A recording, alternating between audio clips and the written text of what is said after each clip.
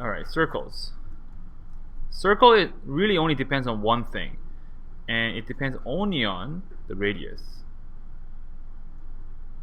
Okay? So the area of radius is pi r squared. Okay, pi r squared.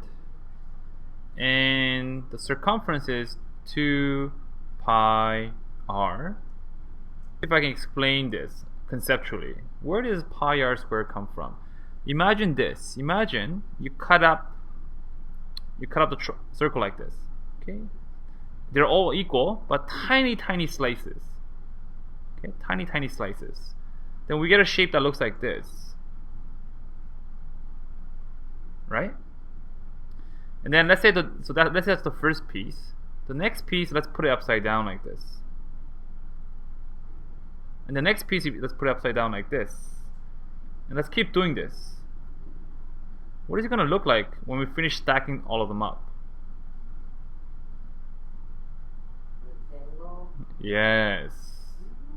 Or more like a parallelogram, right? Okay. So see this length here? That's this entire circumference cut up. Okay, so they should these little length. So let's call this length L, and let's call this length at the bottom also L then, right? The 2L should be the circumference. Okay, the circumference. Okay, which is 2 pi r, right? So then L should be really just pi r, pi times r. So look, L then is pi times r, right? Make sense? What is this length? What is this length approximately? Well, what is that actually? What is that length right there? R. Now, do you see it looks like a parallelogram? But if I actually want to make it more accurate, if I chop this up so thin, this is going to actually turn into, okay, it's going to turn into this shape with tiny little pieces cut into like this. So we're going to have L times by R, where L is pi r. So what happens if you multiply by pi r times by r?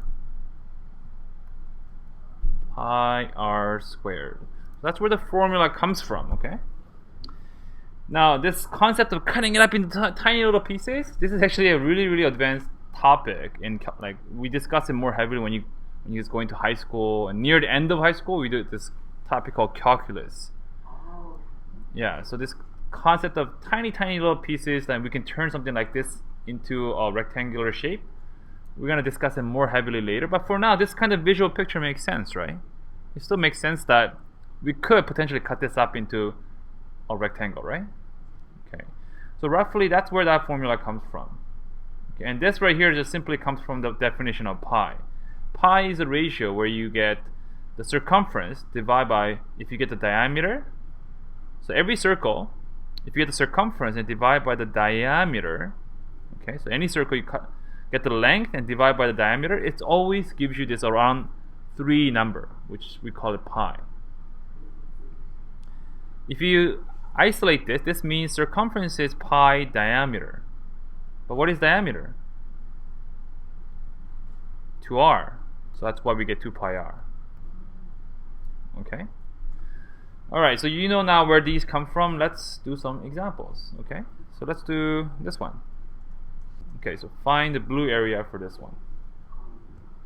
So assume that this here is the center of the white circle as well as the blue circle. Let's actually find the area and the not surface area, the perimeter.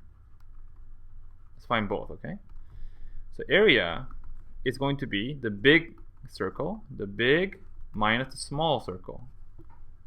The big is pi, 5 is the radius, 5 squared. Small is pi, 3 squared, right? So we get 25 pi minus 9 pi, and you get 16 pi.